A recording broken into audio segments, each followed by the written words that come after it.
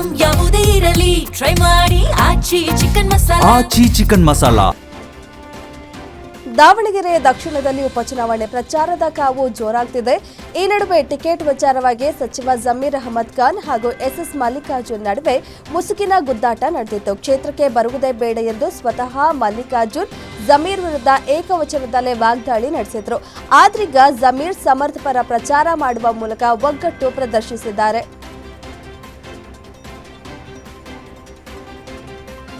ದಾವಣಗೆರೆ ದಕ್ಷಿಣ ಕ್ಷೇತ್ರದ ಉಪಚುನಾವಣೆಯಲ್ಲಿ ಕಾಂಗ್ರೆಸ್ ಅಭ್ಯರ್ಥಿ ಸಮರ್ಥ ಶಾಮನೂರು 100ಕ್ಕೆ 100ರಷ್ಟು ಗೆಲ್ಲಿಸುವ ಕೆಲಸ ಮಾಡ್ತೀನಿ ಎಂದು ಜಮೀರ್ ಅಹಮದ್ ಹೇಳಿದ್ದಾರೆ.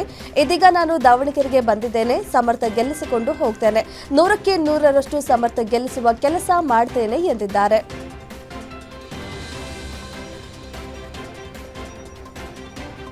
ಬಾಗಲಕೋಟೆ ಉಪಚುನಾವಣಾ ಕದನದಲ್ಲಿ ಎನ್ಎಸ್ಯುಐ ಕಾರ್ಯಕರ್ತರಿಂದ ಬಿಜೆಪಿ ವಿರುದ್ಧ ಕರಪತ್ರ ಹಂಚಿಕೆ ಆರೋಪ ಸದ್ಯ ಸಾಕಷ್ಟು ಚರ್ಚೆಗೆ ಗ್ರಾಸವಾಗಿದೆ. 5 ಎನ್ಎಸ್ಯುಐ ಕಾರ್ಯಕರ್ತರನ್ನ ಪೊಲೀಸರು ವಶಕ್ಕೆ ಪಡೆದಿದ್ದಾರೆ. ಈ ಬೆನ್ನಲ್ಲೇ ಇದೀಗ 2 ಪೊಲೀಸ್ ಅಧಿಕಾರಿಗಳನ್ನ ವರ್ಗಾವಣೆ ಮಾಡಿ ಡಿಜಿ ಮತ್ತು ಐಜಿಪಿ ಆದೇಶ ಹೊರಡಿಸಿದ್ದಾರೆ.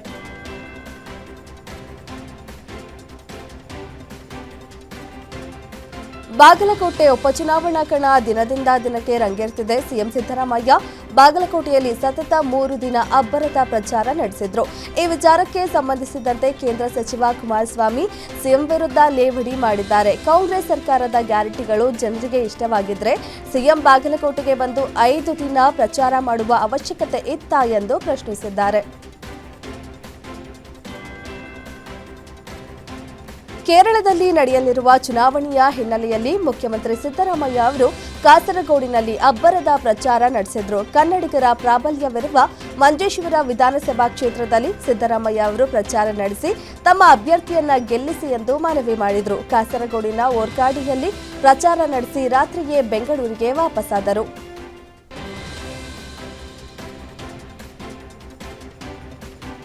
ಜಾಗತಿಕ ವಿದ್ಯಮಾನಗಳಿಂದ ಬೇಡಿಕೆ ಹೆಚ್ಚಳದಿಂದಾಗಿ ಬೆಂಗಳೂರು ನಗರ ಸೇರಿ ರಾಜ್ಯದ ಹಲವೆಡೆ ಎಲ್ಪಿಜಿ ಪೂರೈಕೆಯಲ್ಲಿ ವ್ಯತ್ಯಯವಾಗಿದೆ. ಆಟೋ ಎಲ್ಪಿಜಿ ಸರಬರಾಜಿನಲ್ಲಿ ಭಾರೀ ವ್ಯತ್ಯಯ ಕಂಡುಬಂದಿದೆ. ಇದರಿಂದಾಗಿ ನಗರದ 80% ಖಾಸಗಿ ಆಟೋ ಗ್ಯಾಸ್ ಬಂಕ್ಗಳು ಬಂದ್ ಆಗಿವೆ. ಹೀಗಾಗಿ ಆಟೋಗಳು ಸರ್ಕಾರಿ ಬಂಕ್ಗಳಿಗೆ ದೌಡಾಯಿಸಿದ್ದಾರೆ.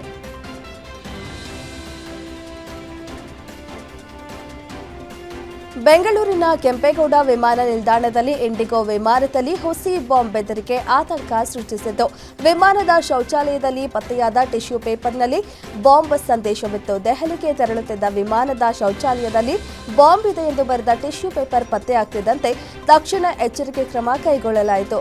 ವಿಮಾನದ 183 ಪ್ರಯಾಣಿಕರನ್ನ ಕೆಳಗೆ ಇಳಿಸಿ ತಪಾಸಣೆ ನಡೆಸಿದ ನಂತರ ಹುಸಿ ಬೆದರಿಕೆ ಎಂದು ಗೊತ್ತಾಗಿ ಸಿಬ್ಬಂದಿ ನಿಟ್ಟುಸಿರು ಬಿಟ್ಟಿದ್ದಾರೆ. ಪಶ್ಚಿಮ ಏಷ್ಯಾದಲ್ಲಿ ನಡೆಯುತ್ತಿರುವ ಯುದ್ಧದ ಹಿನ್ನೆಲೆ ಕಳ್ಳಸಾಗಣೆ, ಅಕ್ರಮ ಮೀನುಗಾರಿಕೆ ಹಾಗೂ ಡಾರ್ಕ್ ಶಿಪ್ಪಿಂಗ್ ಬಗ್ಗೆ ಆತಂಕ ಹೆಚ್ಚುತ್ತಿರುವ ನಡುವೆಯೇ ಬೆಂಗಳೂರಿನ ಸ್ಟಾರ್ಟ್ಅಪ್ ಸೋವಿಯನ್ ಏರೋಸ್ಪೇಸ್ ಜಿಪಿಎಸ್ ಆಫ್ ಇದ್ದರೂ ಹಡಗು ಮತ್ತು ವಿಮಾನಗಳನ್ನು ಪತ್ತೆ ಹಚ್ಚುವ ಹೊಸ ತಂತ್ರಜ್ಞಾನವನ್ನು ಅಭಿವೃದ್ಧಿಪಡಿಸಿದೆ. ಕೃತಕ ಎಐ ಆಧಾರಿತ ರೇಡಿಯೋ ಫ್ರೀಕ್ವೆನ್ಸಿ ಸಾಧನವು ಹಡಗುಗಳು, ವಿಮಾನಗಳು, ರಕ್ಷಣಾ ಕ್ಷೇತ್ರ ಹಾಗೂ ಕೈಗಾರಿಕಾ ಬಳಕೆಗೆ ಉಪಯುಕ್ತವಾಗಿದೆ.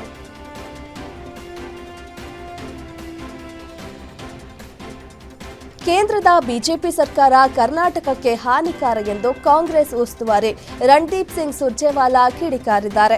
ಕೇಂದ್ರ ಸರ್ಕಾರದಿಂದ ಕರ್ನಾಟಕಕ್ಕೆ ಬರಬೇಕಾದ 2 ಲಕ್ಷ ಕೋಟಿ ಹಕ್ಕಿನ ಹಣಕ್ಕೆ ಕನ್ನ ಹಾಕಲಾಗಿದೆ. ರಾಜ್ಯಕ್ಕೆ ಕೃಷಿ, ನೀರಾವರಿ, ರಕ್ಷಣೆ, ಮೂಲಸೌಕರ್ಯ ಯೋಜನೆಗಳನ್ನು ತಡೆಯುವ ಮೂಲಕ ಕರ್ನಾಟಕದ ವಿರುದ್ಧ ಮೋದಿ ಸರ್ಕಾರದಿಂದ ವ್ಯವಸ್ಥಿತ ಪಿತೂರಿ ನಡೆಸಲಾಗಿದೆ.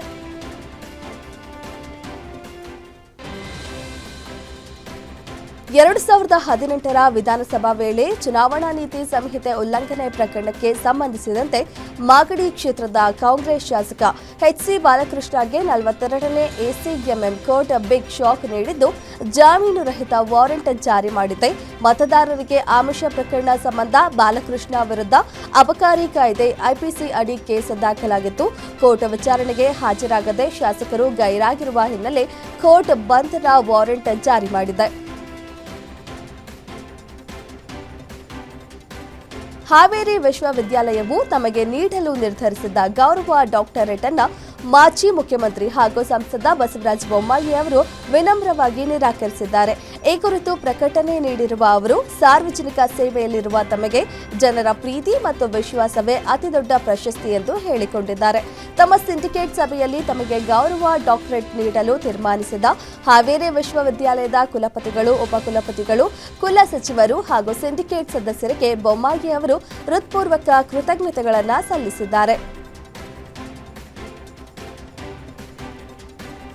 ಶಿವಮೊಗ್ಗ ಜಿಲ್ಲೆಯ ವಿವಿಧ ವನ್ಯಜೀವಿ ವಿಭಾಗಗಳಲ್ಲಿ ಹುಲಿ ಗಣತಿಗೆ ಅಳವಡಿಸಲಾಗಿದ್ದ ಸೆನ್ಸಾರ್ ಕ್ಯಾಮೆರಾಗಳನ್ನು ಕಳ್ಳತನ ಮಾಡಲಾಗಿದೆ. ಸಕ್ರೆಬೈಲು ವನ್ಯಜೀವಿ ವಲಯದ ವ್ಯಾಪ್ತಿಯಲ್ಲಿ ಮಾರ್ಚ್ 1ರಿಂದ ಹುಲಿ ಗಣತಿ ಕಾರ್ಯ ನಡೆಯುತ್ತಿದೆ. ಈ ಹಿನ್ನೆಲೆಯಲ್ಲಿ ಅರಣ್ಯದ ವಿವಿಧ ಜಾಗಗಳಲ್ಲಿ ಅತ್ಯಾಧುನಿಕ ಸೆನ್ಸಾರ್ ಕ್ಯಾಮೆರಾಗಳನ್ನು ಅಳವಡಿಸಲಾಗಿತ್ತು. ಸರ್ವೆ ನಂಬರ್ 2ರಲ್ಲಿ ಅಳವಡಿಸಲಾಗಿದ್ದ 2 ಕ್ಯಾಮೆರಾಗಳು ಕಳುವಾಗಿವೆ.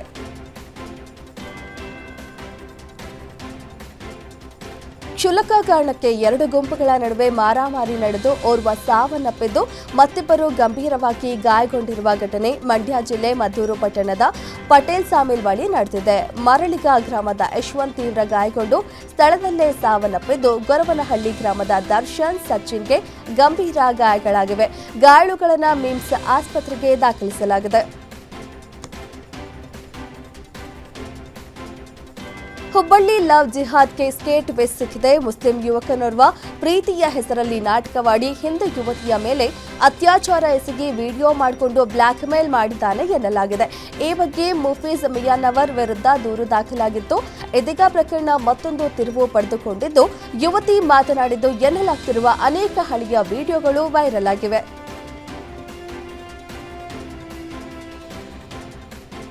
ಲಿಂಗೈಕ್ಯ ಶಿವಕುಮಾರ ಸ್ವಾಮೀಜಿಗಳ 119ನೇ ಜನ್ಮದಿನೋತ್ಸವ ಅಂಗವಾಗಿ ಸಿದ್ಧಗಂಗಾ ಮಠದಲ್ಲಿ ವಿಶಿಷ್ಟವಾಗಿ ಆಚರಿಸಲಾಗಿದೆ. ನಡೆದಾಡುವ ದೇವರು ತ್ರಿವಿಧ ದಾಸೋಹ ಪರಂಪರೆಯನ್ನ ಮುಂದುವರೆಸಿರುವ ನಿಟ್ಟಿನಲ್ಲಿ 119 ಮಕ್ಕಳಿಗೆ ಸಂಪ್ರದಾಯಬದ್ಧವಾಗಿ ನಾಮಕರಣ ಮಾಡಲಾಯಿತು. ಶಿವಕುಮಾರ ಸ್ವಾಮೀಜಿಗಳ ಲಿಂಗೈಕ್ಯ ಬಳಿಕ ಆರಂಭವಾದ ನಾಮಕರಣ ಪದ್ಧತಿ ಅವರ ಜನ್ಮ ವರ್ಷದ ಸಂಖ್ಯೆಗೆ ತಕ್ಕಂತೆ ಮಕ್ಕಳ ಸಂಖ್ಯೆಯು ಏರಿಕೆಯಾಗುತ್ತಿದೆ.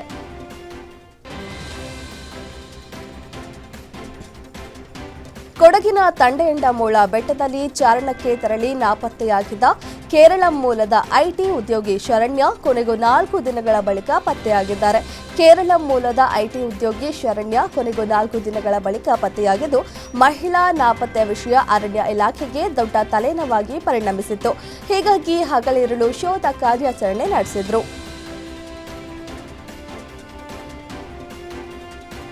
ಆನೇಕಲ್ನ ಇತಿಹಾಸ ಪ್ರಸಿದ್ಧ ಧರ್ಮರಾಯ ಸ್ವಾಮಿ ದೇವಾಲಯದ ಒಣಕರಗ ಮಹೋತ್ಸವ ಅದ್ದೂರಿಯಾಗಿ ನೆರವೇರಿದೆ. ಒಣಕರಗವನ್ನ ಹೊತ್ತು ಸಾಗಿದ ದೇವಾಲಯದ ಅರ್ಚಕರಾದ ರಮೇಶ್ ಆನೇಕಲ್ನ ರಾಜಬೀದಿಗಳಲ್ಲಿ ನರ್ತನ ಮಾಡುತ್ತಾ ಗತವೈಭವ ನೆನಪಿಗೆ ಬರುವಂತೆ ಮಾಡಿದ್ದಾರೆ.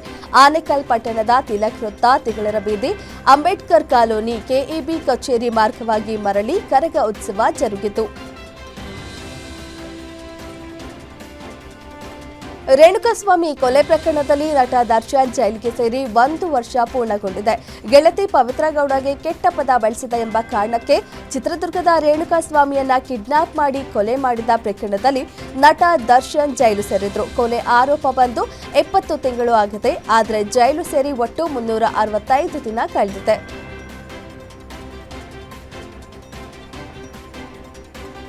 ಕಲ್ಯಾಣ ಕರ್ನಾಟಕ ಭಾಗದಲ್ಲಿ ಬಿಸಿಲಿನ ತಾಪಮಾನ ಭಾರೀ ಹೆಚ್ಚಳವಾಗಿದೆ.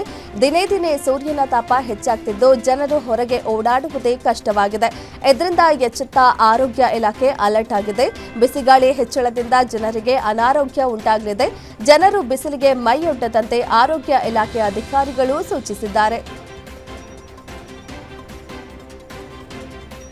ರಾಷ್ಟ್ರೀಯ ಹೆದ್ದಾರಿಗಳಲ್ಲಿ ಟೋಲ್ ಬೂತ್ಗಳ ಬಳಿ ವಾಹನಗಳ ದೀರ್ಘ ಸರತಿ ಸಾಲನ್ನು ತಪ್ಪಿಸಲು ಮತ್ತು ಪ್ರಯಾಣವನ್ನು ಸುಗಮಗೊಳಿಸಲು ಭಾರತೀಯ ರಾಷ್ಟ್ರೀಯ ಹೆದ್ದಾರಿ ಪ್ರಾಧಿಕಾರ ಮತ್ತು ರಸ್ತೆ ಸಾರಿಗೆ ಸಚಿವಾಲಯ ಮಹತ್ವದ ನಿರ್ಧಾರ ತೆಗೆದುಕೊಂಡಿದೆ. ಅದರಂತೆ ಏಪ್ರಿಲ್ 10ರಿಂದ ಟೋಲ್ ಪ್ಲಾಜಾಗಳಲ್ಲಿ ನಗದು ವ್ಯವಹಾರವನ್ನು ಸಂಪೂರ್ಣವಾಗಿ ಸ್ಥಗಿತಗೊಳಿಸಲಾಗುತ್ತಿದೆ.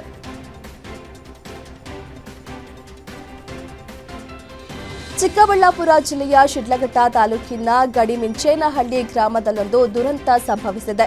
ಸ್ನೇಹಿತನ ಮನೆಗೆ ಊಟಕ್ಕೆ ಬಂದಿದ್ದ ಇಬ್ಬರು ಕೆರೆಯಲ್ಲಿ ಈಜಲು ಹೋಗಿ ಮುಳುಗಿ ಸಾವನ್ನಪ್ಪಿರುವಂತಹ ಘಟನೆ ನಡೆದಿದೆ. ಸ್ನೇಹಿತನ ಮನೆಗೆ ಊಟಕ್ಕೆ ಬಂದಿದ್ದ 7 ಜನರ ಪೈಕಿ 2 ರಾಮಸಮುದ್ರ ಕೆರೆಯಲ್ಲಿ ಈಜಲು ಹೋಗಿ ನೀರು ಪಾಲಾಗಿದ್ದಾರೆ.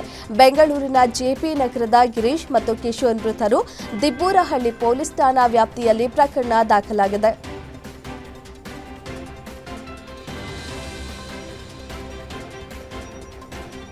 ಕಾಂಗ್ರೆಸ್ ಅಧ್ಯಕ್ಷ ಮಲ್ಲಿಕಾರ್ಜುನ ಖರ್ಗೆ ಗುಜರಾತ್ ಜನರ ಕುರಿತು ಹೇಳಿಕೆ ನೀಡುವ ಮೂಲಕ ವಿವಾದವನ್ನ ಮೈಮೇಲೆ ಎಳೆದುಕೊಂಡಿದ್ದಾರೆ. ಕೇರಳದಲ್ಲಿ ಚುನಾವಣೆ ರ್ಯಾಲಿಯನ್ನ ಉದ್ದೇಶಿಸಿ ಮಾತನಾಡಿದ ಮಲ್ಲಿಕಾರ್ಜುನ್ ಖರ್ಗೆ ಗುಜರಾತ್ ಜನರನ್ನ ಅನಕ್ಷರಸ್ಥರು ಎಂದು ಬಣ್ಣಿಸಿದ್ರು. ಕೇರಳಿಗರು ಬುದ್ಧಿವಂತರು, ಗುಜರಾತಿಗಳಂತಲ್ಲ, ಕೇರಳಿಗರನ್ನ ಮೋದಿ ವಂಚಿಸಲಾಗದು ಎಂದು ಹೇಳಿದ್ದಾರೆ.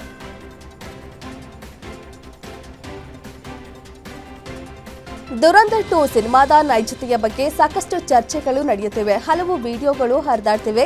ಮಾಜಿ ಉಪರಾಷ್ಟ್ರೀಯ ಭದ್ರತಾ ಸಲಹೆಗಾರ ಪಂಕಜ್ ಸರನ್ ಅವರು ದುರಂಧರ್ ಮತ್ತು ದುರಂಧರ್ 2 ಸಿನಿಮಾ ವೀಕ್ಷಿಸಿ ಸಿನಿಮಾದ ನೈಜತೆ ಬಗ್ಗೆ ಮಾತನಾಡಿದ್ದಾರೆ. ಸಿನಿಮಾದಲ್ಲಿ ಭಾರತದ ಕೇಂದ್ರ ಭದ್ರತಾ ಸಲಹೆಗಾರ ಅಜಿತ್ ದೋವಲ್ ಅವರ ಪಾತ್ರವು ಭಾರತೀಯ ಸೈನಿಕನೊಬ್ಬನ ಪಾಕಿಸ್ತಾನಕ್ಕೆ ಗೂಢಾಚಾರಿಯಾಗಿ ಕಳಿಸಿ ಉಗ್ರರನ್ನ ಮಟ್ಟ ಹಾಕುವ ಕಥೆಯನ್ನ ಒಳಗೊಂಡಿದೆ.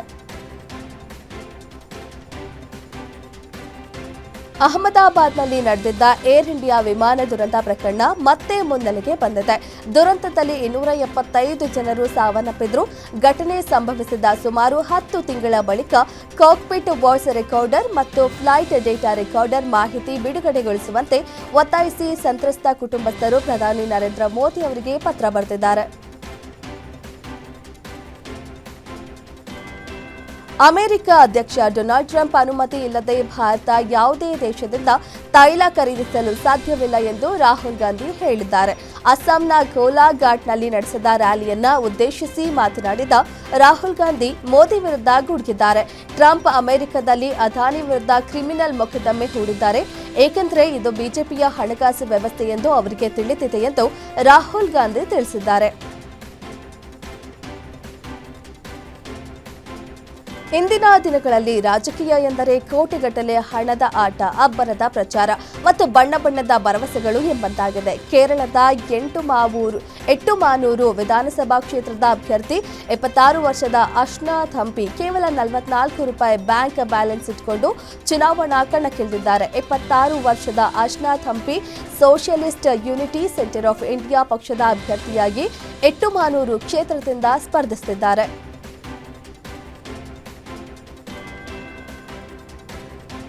ಚಂಡೀಗಢದ ಬಿಜೆಪಿ ಪ್ರಧಾನ ಕಚೇರಿಯ ಹೊರಗೆ ಸಂಭವಿಸಿದ ಸ್ಫೋಟ ಪ್ರಕರಣಕ್ಕೆ ಸಂಬಂಧಿಸಿದಂತೆ 5ರನ್ನ ಬಂಧಿಸಲಾಗಿದೆ. ಈ ದಾಳಿಯಲ್ಲಿ ಭಾಗಿಯಾಗಿರುವ 2 ದುಷ್ಕರ್ಮಿಗಳನ್ನು ಗುರುತಿಸಲಾಗಿದೆ. ದಾಳಿಗೆ ಬಳಸಲಾಗಿದ್ದ ಒಂದು ಗ್ರೆನೇಡ್ ವಶಪಡಿಸಿಕೊಳ್ಳಲಾಗಿದೆ. ಪ್ರಾಥಮಿಕ ತನಿಖೆಯಲ್ಲಿ ಮಾಡ್ಯೂಲ್ ಪಾಕಿಸ್ತಾನದ ಬೇಹುಗಾರಿಕೆ ಸಂಸ್ಥೆ ಐಎಸ್ಐ ಬೆಂಬಲಿತವಾಗಿದೆ ಎಂದು ತಿಳಿದುಬಂದಿದೆ.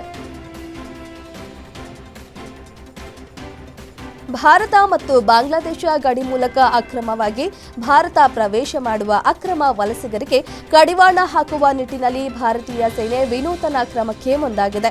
ತಂತಿ ಬೇಲಿ ಅಳವಡಿಸಲಾಗದ ಇಂಡೋ ಬಾಂಗ್ಲಾ ಗಡಿಯಲ್ಲಿ ವಿಷಕಾರಿ ಸರ್ಪಗಳು ಮತ್ತು ಅಪಾಯಕಾರಿ ಮೊಸಳೆಗಳನ್ನು ನಿಯೋಜಿಸುವ ಕುರಿತು ಗಂಭೀರ ಚಿಂತನೆಯಲ್ಲಿ ತೊಡಗಿವೆ. ಪಕ್ಷದಿಂದ ಟಿಕೆಟ್ ನಿರಾಕರಿಸಲಾಗಿದೆ ಎಂಬ ವದಂತಿಯನ್ನ ತಮಿಳುನಾಡು ಬಿಜೆಪಿಯ ಮಾಜಿ ಅಧ್ಯಕ್ಷ ಕೆ ಅಣ್ಣಾಮಲೈ ನಿರಾಕರಿಸಿದ್ದು, ತಾವು ಚುನಾವಣೆಯಲ್ಲಿ ಸ್ಪರ್ಧಿಸಲು ಬಯಸುತ್ತಿಲ್ಲ ಎಂದು ಸ್ಪಷ್ಟಪಡಿಸಿದ್ದಾರೆ. ತಮಿಳುನಾಡಿನಲ್ಲಿ ಮತ್ತೆ ಎನ್ಡಿಎ ಪ್ರಚಾರಕಾರಕನಾಗಿ ಆಯ್ಕೆಯಾದ ಬಳಿಕ ಮಾತನಾಡಿದ ಅವರು, ಈ ಚುನಾವಣೆಯಲ್ಲಿ ತಮಿಳುನಾಡಿನಾದ್ಯಂತ ಅಭ್ಯರ್ಥಿಗಳ ಪರವಾಗಿ ಪ್ರಚಾರ ಮಾಡುವುದು ನನ್ನ ಪಾತ್ರವಾಗಿದೆ ಎಂದು ಸ್ಪಷ್ಟಪಡಿಸಿದರು. ಪಶ್ಚಿಮ ಏಷ್ಯಾ ಸಂಘರ್ಷದ ಹೊರತಾಗಿಯೂ ದೇಶಾದ್ಯಂತ ಇಂಧನ ಸರಬರಾಜು ಸ್ಥಿರವಾಗಿದೆ ಎಂದು ಕೇಂದ್ರ ಸರ್ಕಾರ ತಿಳಿಸಿದೆ. ಅನಗತ್ಯವಾಗಿ ಪೆಟ್ರೋಲ್, ಡೀಸೆಲ್ ಮತ್ತು ಎಲ್ಪಿಜಿ ಖರೀದಿಸದಂತೆ ದೇಶದ ನಾಗರಿಕರಿಗೆ ಮನವಿ ಮಾಡಿದೆ. ಪೆಟ್ರೋಲ್, ಡೀಸೆಲ್ ಮತ್ತು ಎಲ್ಪಿಜಿ ಲಭ್ಯತೆಯನ್ನು ಖಚಿತಪಡಿಸಿಕೊಳ್ಳಲು ಸರ್ಕಾರ ಎಲ್ಲಾ ಪ್ರಯತ್ನಗಳನ್ನು ಮಾಡುತ್ತಿದೆ.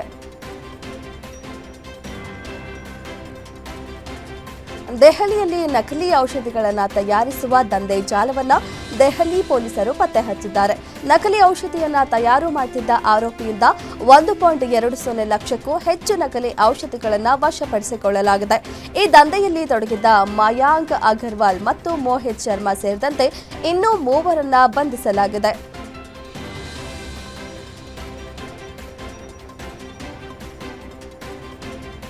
ಗುಜರಾತ್ನಲ್ಲಿ ಜಾರಿಗೆ ತರಲು ಉದ್ದೇಶಿಸಿರುವ ಏಕರೂಪ ನಾಗರಿಕ ಸಂಹಿತೆ ಮಸೂದೆಗೆ ವಿರೋಧ ವ್ಯಕ್ತಪಡಿಸಿರುವ ಎಐಎಂಐಎಂ ನಾಯಕ ಅಸಾದುದ್ದೀನ್ ಓವೈಸಿ ಅವರು ಕೇಂದ್ರ ಸರ್ಕಾರದ ವಿರುದ್ಧ ತೀವ್ರ ವಾಗ್ದಾಳಿ ನಡೆಸಿದ್ದಾರೆ.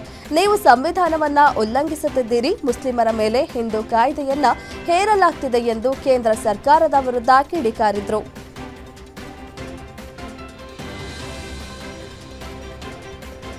ಇರಾನ್ ಇಸ್ರೇಲ್ ನಡುವೆ ಹೆಚ್ಚುತ್ತಿರುವ ಉದ್ವಿಗ್ನತೆಯಿಂದ ದೆಹಲಿ ಟೆಲ್ ಅವೀವ್ ಮಾರ್ಗದ ಏರ್ ಇಂಡಿಯಾ ವಿಮಾನ ಹಾರಾಟವನ್ನು ಮೇ 31ರವರೆಗೆ ಸ್ಥಗಿತಗೊಳಿಸಲಾಗಿದೆ. ಪ್ರಮುಖ ವಿಮಾನಯಾನ ಸಂಸ್ಥೆಗಳು ಟೆಲ್ ಅವೀವ್ ಮಾರ್ಗದಲ್ಲಿ ತಮ್ಮ ಕಾರ್ಯಾಚರಣೆಯನ್ನ ಸ್ಥಗಿತಗೊಳಿಸಿವೆ.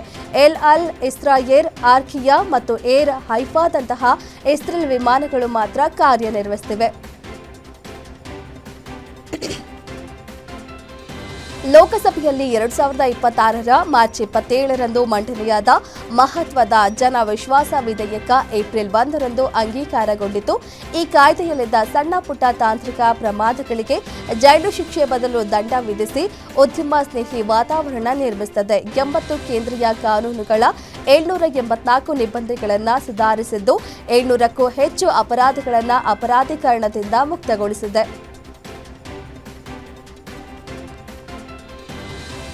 ರಾಜ್ಯಸಭಾ ಸಂಸದ ಆಮ್ ಆದ್ಮಿ ಪಕ್ಷದ ನಾಯಕ ರಾಘವ್ ಚಡ್ಡಾ ಪಂಜಾಬ್ನ ಸಮಸ್ಯೆಗಳನ್ನು ಸಂಸತ್ತಿನಲ್ಲಿ ಪ್ರಸ್ತಾಪಿಸಿಲ್ಲ ಎಂಬ ತಮ್ಮ ಪಕ್ಷದ ಸಹೋದ್ಯೋಗಿಗಳ ಆರೋಪಕ್ಕೆ ತಿರುಗೇಟು ನೀಡಿದ್ದಾರೆ. ಅವರು ಪಂಜಾಬ್ಗೆ ಸಂಬಂಧಿಸಿದ ವಿಷಯಗಳನ್ನು ಮೇಲ್ಮನೆಯಲ್ಲಿ ಪ್ರಸ್ತಾಪಿಸುವ ವಿಡಿಯೋ ಬಿಡುಗಡೆ ಮಾಡಿದ್ದಾರೆ.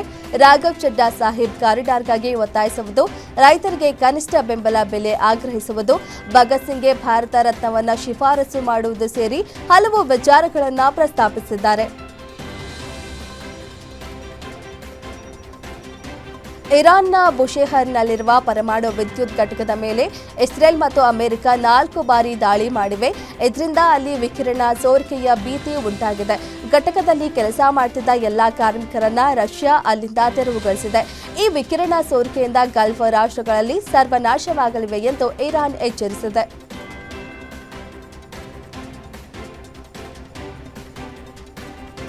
ಅಮೆರಿಕ ಅಧ್ಯಕ್ಷ ಡೊನಾಲ್ಡ್ ಟ್ರಂಪ್ ಅನಾರೋಗ್ಯದಿಂದ ಆಸ್ಪತ್ರೆಗೆ ದಾಖಲಾಗಿದ್ದಾರೆ.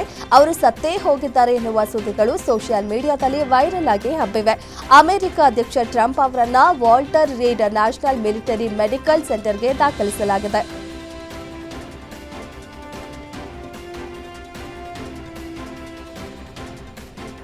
ಹಾರ್ಮೋಸ್ ಜಲಸಂಧಿ ತೆರೆಯಲು ವಿಧಿಸಿದ್ದ ಗಡುವನ್ನು ಅಮೆರಿಕ ಅಧ್ಯಕ್ಷ ಟ್ರಂಪ್ ಬುಧವಾರದವರೆಗೆ ವಿಸ್ತರಿಸಿದ್ದಾರೆ. ಅಷ್ಟರೊಳಗೆ ಜಲಸಂಧಿಯನ್ನು ಮತ್ತೆ ತೆರೆಯದಿದ್ದರೆ ಇರಾನ್ ನಾಗರಿಕರ ಮೂಲ ಸೌಕರ್ಯವನ್ನು ಸಂಪೂರ್ಣ ನಾಶ ಮಾಡುವುದಾಗಿ ಎಚ್ಚರಿಕೆ ನೀಡಿದ್ದಾರೆ. ಇನ್ನು ಇದೇ ವೇಳೆ ಟ್ರಂಪ್ ಇರಾನ್ ಜನತೆಯನ್ನು ಅಶ್ಲೀಲ ಪದಗಳಿಂದ ನಿಂದಿಸಿದ್ದಾರೆ.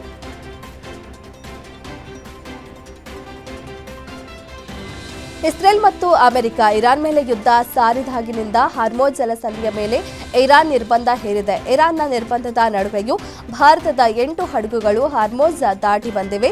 ಬೇರೆ ದೇಶಗಳಿಗೆ ಹೋಲಿಸಿದರೆ ಈ ಮಾರ್ಗದಲ್ಲಿ ಅತಿ ಹೆಚ್ಚು ಹಡಗುಗಳನ್ನು ದಾಟಿಸಿದ ಹೆಗ್ಗಳಿಕೆ ಭಾರತದಾಗಿದೆ. ಭಾರತ ಸೇರಿದಂತೆ 5 ದೇಶಗಳ ತೈಲ ಟ್ಯಾಂಕರ್ಗಳ ಸಂಚಾರಕ್ಕೆ ಇರಾನ್ ಅನುಮತಿ ನೀಡಿದೆ.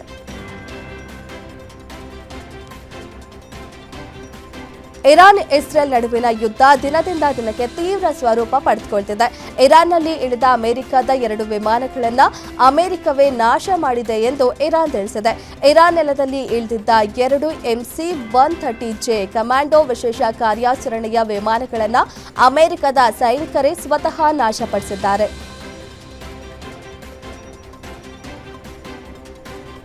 ಸೋಮವಾರ ಇರಾನ್ನೊಂದಿಗೆ ಒಪ್ಪಂದ ಮಾಡಿಕೊಳ್ಳಲು ಉತ್ತಮ ಅವಕಾಶ ಇದೆ ಎಂದು ಅಮೆರಿಕ ಅಧ್ಯಕ್ಷ ಡೊನಾಲ್ಡ್ ಟ್ರಂಪ್ ಹೇಳಿದ್ದಾರೆ. ಒಪ್ಪಂದಕ್ಕೆ ಸೋಮವಾರ ಒಳ್ಳೆಯ ಅವಕಾಶವಿದೆ ಎಂದು ನಾನು ಭಾವಿಸುತ್ತೇನೆ. ಅವರು ಈಗ ಮಾತುಕತೆ ನಡೆಸುತ್ತಿದ್ದಾರೆ. ಅವರು ಒಪ್ಪಂದ ಮಾಡಿಕೊಂಡು ಬೇಗ ನಿರ್ಧಾರ ತೆಗೆದುಕೊಳ್ಳದಿದ್ದರೆ ನಾನು ಎಲ್ಲವನ್ನ ಗಾಳಿಗೆ ತೂರಿ ತೈಲವನ್ನ ಸ್ವಾಧೀನಪಡಿಸಿಕೊಳ್ಳುವ ಬಗ್ಗೆ ಯೋಚಿಸುತ್ತಿದ್ದೇನೆ ಎಂದು ಟ್ರಂಪ್ ತಿಳಿಸಿದ್ದಾರೆ.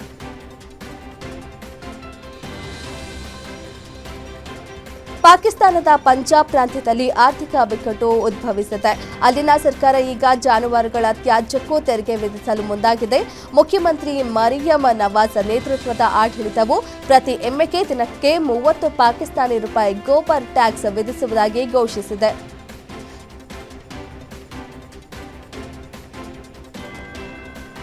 ಕೊಲ್ಲಿ ಕದನ ಎಫೆಕ್ಟ್ನಿಂದಾಗಿ ಉಂಟಾಗಿರುವ ಇಂಧನ ಕೊರತೆ ಸಮಸ್ಯೆಯು ವಿಕೋಪಕ್ಕೆ ಹೋಗುವುದನ್ನು ತಡೆಯಲು ನೇಪಾಳ ಸರ್ಕಾರವು ನಿತ್ಯದ ಕೆಲಸದ ಅವಧಿಯನ್ನ 1 ಗಂಟೆ ಹೆಚ್ಚಿಸಿ ವಾರದ ರಜೆಯನ್ನ 2 ದಿನಕ್ಕೆ ಏರಿಸಲಾಗಿದೆ. ಈ ಮೂಲಕ ಇಂಧನ ಕೊರತೆಯನ್ನ ಸ್ವಲ್ಪ ಮಟ್ಟಿಗೆ ಕಂಟ್ರೋಲ್ ಮಾಡಬಹುದು ಎನ್ನಲಾಗಿದೆ.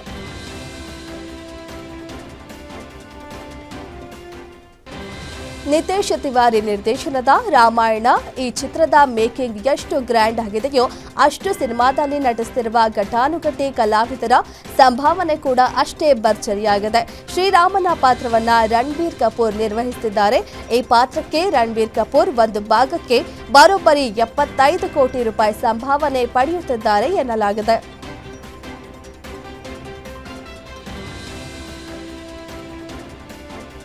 ನಟ ಶಶಿಕಿರಣ್ ಮತ್ತು ಶೋಭಿತಾ ಅಭಿನಯದ ಲೂಪ್ ಚಿತ್ರದ ಟ್ರೇಲರ್ ಬಿಡುಗಡೆಯಾಗಿದೆ. ಚಿತ್ರವನ್ನ ಯಶವಂತ್ ನಿರ್ದೇಶಿಸಿದ್ದಾರೆ. ಕಾಲ ಬದಲಾದಂತೆ ಆಟ ಆಡುವ ವೈಖರಿ ಬದಲಾಗುತ್ತಿದೆಯೇ ಹೊರತು ಆಟ ಆಡುವವನ ಮನಸ್ಥಿತಿ ಎಂದಿಗೂ ಬದಲಾಗಿಲ್ಲ ಎಂಬ ಸಂದೇಶವನ್ನ ಇಟ್ಕೊಂಡು ಲೂಪ್ ಚಿತ್ರದ ಟ್ರೇಲರ್ ರಿಲೀಸ್ ಆಗುತ್ತೆ. ಲವ್ ಮತ್ತು ಸಸ್ಪೆನ್ಸ್ ಅಂಶಗಳನ್ನು ಹೊಂದಿರೋ ಲೂಪ್ ಸಿನಿಮಾ ಒಂದು ಆಟದ ಸುತ್ತ ಕುತೂಹಲಕಾರಿ ಕ್ಲೈಮ್ಯಾಕ್ಸ್ ನೀಡುತ್ತದೆ.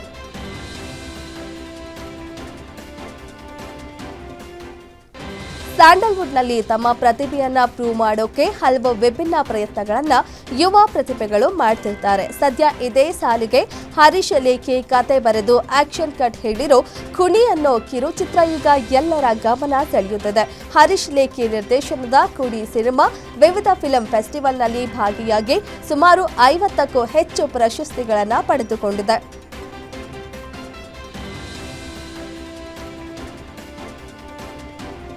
ಡಾಕ್ಟರ್ ವಿಷ್ಣುವರ್ಧನ್ ಅಭಿನಯದ ಕೋಟಿಗೊಬ್ಬ ಸಿನಿಮಾ ಇದೇ 10ರಂದು ಮತ್ತೆ ರಿಲೀಸ್ ಆಗ್ತಿದೆ. ಬೆಂಗಳೂರಿನ ಮಾಗಡಿ ರಸ್ತೆಯಲ್ಲಿರುವ ಪ್ರಸನ್ನ ಚಿತ್ರಮಂದಿರದಲ್ಲಿ ಮರು ಬಿಡುಗಡೆ ಆಗ್ತಿದ್ದು ಮೊದಲ ಶೋನ ಎಲ್ಲಾ ಟಿಕೆಟ್ಗಳು 1 ವಾರದ ಮೊದಲೇ ಸೇಲ್ ಆಗಿವೆ.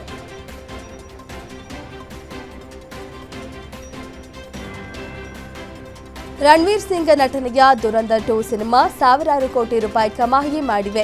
ಈ ಸಿನಿಮಾ ಬಗ್ಗೆ ಈಗ ನರೇಂದ್ರ ಮೋದಿ ಕೂಡ ಮಾತನಾಡಿದ್ದಾರೆ.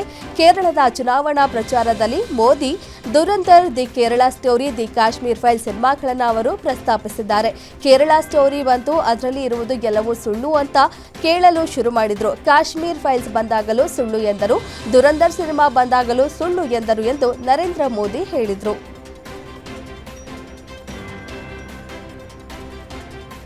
ಐಪಿಎಲ್ ಟೂರ್ನಿಯಲ್ಲಿ ವಿರಾಟ್ ಕೊಹ್ಲಿ ಮತ್ತೊಂದು ದಾಖಲೆ ನಿರ್ಮಿಸಿದ್ದಾರೆ.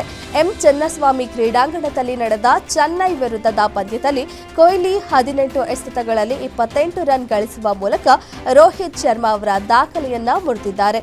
ಈ ಮೂಲಕ ಐಪಿಎಲ್ ಟೂರ್ನಿಯಲ್ಲಿ ಏಕೈಕ ತಂಡ ವಿರುದ್ಧ ಅತಿ ಹೆಚ್ಚು ರನ್ ಗಳಿಸಿದ ಬ್ಯಾಟ್ಸ್ಮನ್ ಎಂಬ ದಾಖಲೆಯನ್ನ ವಿರಾಟ್ ಕೊಹ್ಲಿ ಬರೆದಿದ್ದಾರೆ.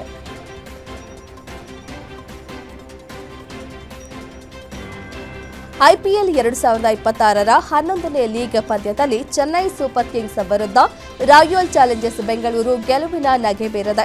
ಬೆಂಗಳೂರಿನ ಚಿನ್ನಸ್ವಾಮಿ ಕ್ರೀಡಾಂಗಣದಲ್ಲಿ ನಡೆದ ಪಂದ್ಯದಲ್ಲಿ ಚೆನ್ನೈ ತಂಡ ಸತತ 3ನೇ ಸೋಲು ಕಂಡಿದೆ. ಚೆನ್ನೈ ಸೂಪರ್ ಕಿಂಗ್ಸ್ ವಿರುದ್ಧ ಆರ್ಸಿಬಿ 43 ರನ್ಗಳ ಗೆಲುವು ಪಡೆಯಿತು. ಆ ಮೂಲಕ ಸತತ 2 ಪಂದ್ಯಗಳ ಗೆಲುವಿನ ಮೂಲಕ ಪಾಯಿಂಟ್ಸ್ ಟೇಬಲ್ನಲ್ಲಿ ಅಗ್ರಸ್ಥಾನಕ್ಕೆ ಪ್ರವೇಶ ಮಾಡಿತು.